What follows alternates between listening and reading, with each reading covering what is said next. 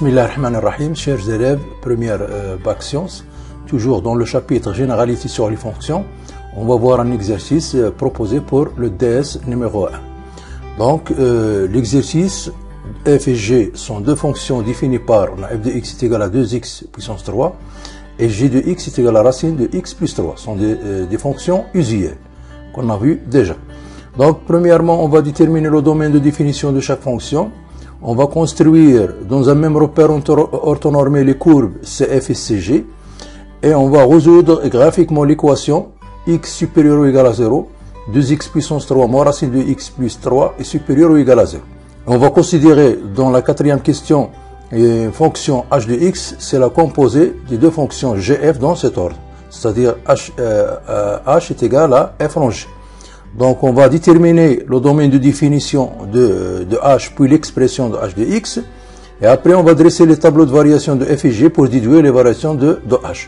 Donc, faites pause à la vidéo, essayez de faire cet exercice. Passons à la solution de cet exercice. Donc, on va donner le domaine de définition de chaque fonction de f et g. On a une fonction f qui est sous la forme de ax au cube. Donc, domaine de définition, c'est r. C'est une fonction polynôme. Et on a g de x est égal à x racine de x plus 3. Le x plus 3 qui est dans la racine doit être positif. Donc x appartenant à dg est équivalent que x plus 3 est supérieur ou égal à 0. Est équivalent que x supérieur ou égal à moins 3. C'est-à-dire dg c'est l'intervalle moins 3 plus l'infini. Donc pour CF et CG, on a des fonctions usuelles. Donc on sait construire le graphe de fonction de f de CG. On va prendre quelques points pour tracer CF et CG. Donc sous forme d'un tableau, on prend f de x. On sait que f de x est une fonction impaire, 2x puissance 3. Le a c'est 2, a strictement positif. Donc f est strictement croissante sur R. Donc on va prendre les images des nombres positifs, puis on va utiliser le fait que f est une fonction impaire, c'est-à-dire que f admet l'origine de repère comme un centre de symétrie. Donc par exemple, l'image de 0 c'est 0 par f, l'image de 1 c'est 2, l'image de 2 c'est x puissance 3 c'est 8 fois 2 c'est 16. Voilà. Donc on va essayer de construire CF. Donc on va construire 6 points. Donc on a l'origine de repère, le premier point. Le deuxième point, l'image de 1 c'est 2. Le troisième point de abscisse 2 est d'ordonnée 16. Donc on ne peut pas construire cette point, mais que la courbe ne doit pas traverser cette verticale. Car l'image de 2 c'est 16. Donc, on sait que la courbe CF, c'est de cette façon, voilà, et ne doit pas traverser cette verticale, parce que l'image de 2, c'est 16.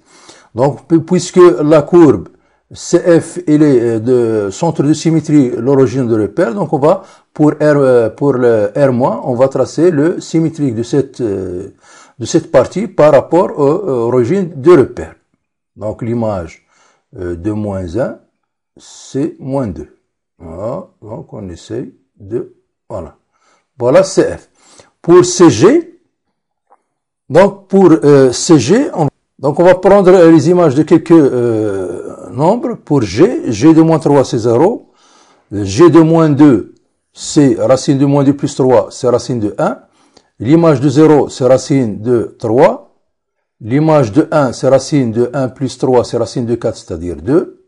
Et l'image de 2, c'est racine de 5. Donc, on va prendre quelques points, puisqu'on sait d'avance que G est strictement croissante sur l'intervalle moins 3 plus l'infini. Donc, le moins 3, l'image de, voilà. Donc, l'image de moins 3, c'est 0. L'image de moins 2, c'est 1. L'image de 0, c'est racine de 3. L'image de 1, c'est 2, etc. Donc, on sait que la courbe de G est de cette forme, à la courbe de, donc, CG. Voilà. On a CF. Donc, voilà la courbe CF et CG. D'après la représentation graphique de F et de G, on voit que les deux courbes CF et CG se coupent en un point A de coordonnées 1, 2. Donc, pour vérifier que A appartenant à CF et CG. On a premièrement f de 1 est égal à 2, ça veut dire implique le point de coordonnées A2 appartenant à CF.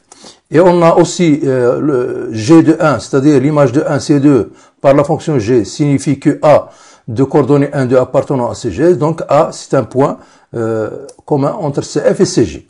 Et d'après les représentations graphiques CF et CG, on a CF et CG se coupent en un point A de coordonnées 1, 2.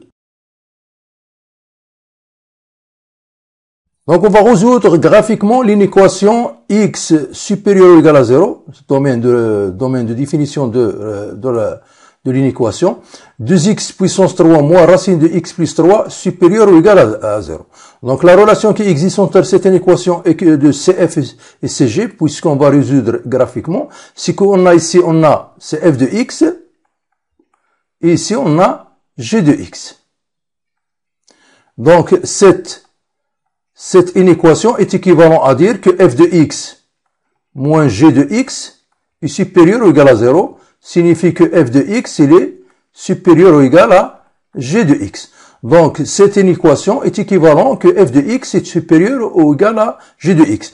Donc le domaine de définition c'est l'intervalle 0 plus l'infini. Donc dans cet intervalle, f de x est supérieur ou égal à g de x. Graphiquement, on va déterminer les points d'abscisse, ou bien les abscisses des points, de telle façon que CF soit au-dessus de CG, dans cet intervalle. Donc on a dit, soit x il est positif, donc 2x puissance 3 moins racine de x plus 3 positif est équivalent que f de x supérieur ou égal à g de x. Donc graphiquement, qu'est-ce qu'on a? On voit ici dans l'intervalle 0,1, dans l'intervalle 0,1, on voit que CF il est au-dessous de CG. Voilà CG, voilà CF. Donc CF il est au-dessous de CG. Donc sur l'intervalle 0,1. Par contre, sur l'intervalle 1 plus l'infini, on voit que CF il est au-dessus de CG. Comme vous voyez, on a CF au-dessus de CG. Donc, sur l'intervalle 1 plus l'infini, CF est au-dessus de CG. Donc, l'équation, ou bien c'est une équation, f de x est supérieur ou est égal à g de x. Graphiquement, ça veut dire que CF est au-dessus de CG. Donc, sur quel intervalle? Sur l'intervalle 1 plus l'infini. Or, les solutions de l'inéquation f de x supérieur ou égal à g de x, graphiquement, sont les abscisses des points tels que CF est au-dessus de CG.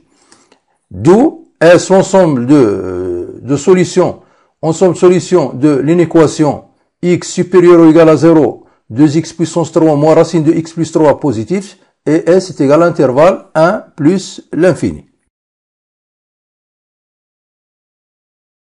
Donc, passons à la quatrième question. On a la fonction h qui est la composée de deux fonctions g et f dans cet ordre. C'est-à-dire h de x est égal à f en g de x. Donc, est égal à f de g de x. Premièrement, on va déterminer le domaine de définition de h, puis l'expression h de x. Donc, x appartenant à dh est équivalent à quoi? Il faut que x soit dans dg pour calculer g de x, et le g de x doit être dans df pour calculer fg de x, comme on a vu dans des vidéos précédentes. Donc, le x appartenant à dg, ça veut dire que x appartenant à l'intervalle moins 3 plus l'infini, et le g de x doit appartenant à df, le df c'est r, parce que df est égal à r. Donc, g de x, bien sûr, il appartenant toujours à r, donc ça veut dire que x doit appartenir à l'intervalle moins 3 plus l'infini. Donc, dh, l'ensemble de définition de h, c'est l'intervalle moins 3 plus l'infini. On va donner l'expression de h de x. Donc, soit x appartenant à dh, on sait que h de x c'est f de g de x. C'est quoi? Donc, on a f de x, on sait que f de x c'est 2 puissance, ou bien 2x puissance 3. C'est-à-dire f de y, on a dit que 2 puissance 2y puissance 3. F d'une expression quelconque, c'est 2a puissance 3. Donc, le f de g de x, c'est quoi? C'est 2 fois le g de x puissance 3, comme on a déjà vu dans la définition de la composée de deux fonctions. Donc, h de x est égal à 2. fois g de x à la puissance 3. On remplace x par g de x. Donc on remplace maintenant g de x par ça, cette expression, c'est 2 fois racine de x plus 3, racine de x plus 3, le tout puissance 3. Donc pour enlever la racine, on va prendre le carré. Racine de x plus 3 est égal à racine de x plus 3 au carré fois racine de x plus 3. Donc h de x est égal à racine de x plus 3 au carré fois racine de x plus 3 pour enlever la racine avec le carré. Donc h de x est égal à 2 fois x plus 3 racine de x plus 3. On peut laisser l'expression h de x comme ça, on peut le développer. On trouve h de x est égal à 2x racine de x plus 3 plus 2 fois 3, 6 racine de x plus 3. Donc l'expression de h de x. Donc maintenant, tableau de variation de f et g, puis on va déduire les variations de h. Donc les f et g sont deux fonctions usuelles. Donc premièrement, g de x est égal à racine de x plus 3. G est une fonction usuelle de la forme racine de ax plus b avec a strictement positif, donc elle est strictement croissante sur son domaine de définition qui est moins 3 plus l'infini. Le tableau de variation de g, donc elle est strictement croissante de moins 3, bien sûr l'intervalle moins 3 plus l'infini. Pour la fonction f, elle aussi c'est une fonction usuelle de puissance de x puissance 3, c'est une fonction usuelle de la forme a x puissance 3 avec a strictement positif. Donc f est strictement croissante sur R. Tableau de variation de f de x, il est strictement croissante sur R, son tableau de variation. Pour les variations de h, donc premièrement, on a h est égal à f rang g, et dh est égal à l'intervalle moins 3 plus l'infini. Premièrement, on a g, elle est strictement croissante sur l'intervalle moins 3 plus l'infini. D'une part. D'autre part, on a le g, c'est-à-dire l'image de cet intervalle, moins 3 plus l'infini, est inclus dans df, puisque df c'est r, donc il est inclus. Et en plus, on a f, elle est strictement croissante sur r. Donc ces trois conditions nous ramènent à dire que h, elle est strictement croissante sur l'intervalle moins 3 plus l'infini. Croissante nous donne croissante. Donc à la prochaine vidéo, Inch'Allah, et merci.